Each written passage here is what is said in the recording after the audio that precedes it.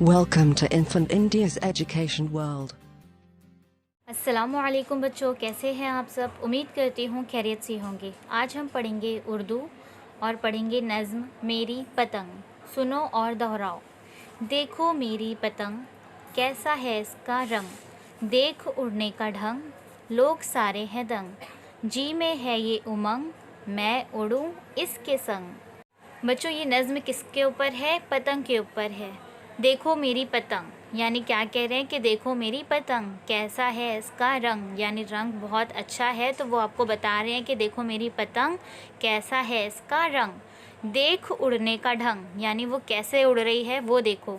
लोग सारे हैं दंग, पतंग जो उड़ रही है उसका ढंग देखकर लोग सारे दंग है, हैरान है, मतलब परेशान है कि कितने अच्छे से उड़ रही है ना। जी में है ये उमंग, बच्चे के दिल में क्या उमंग है? ख्वाहिश है। मैं उड़ूँ इसके संग यानी बच्चे के दिल में ये ख्वाहिश है कि वो भी पतंग की तरह उसके साथ उड़े। तो बच्चों, ये नज़्म आपको कैसी लगी? बहुत अच्छी है, आप इसे मुँह ज़बानी याद कर लेंगे। देखो मेरी पतंग कैसा है इसका रंग, देख उड़ने का ढंग, लोग सारे हैं दंग, जी में है ये उमंग, मैं उड़ूँ इसके संग।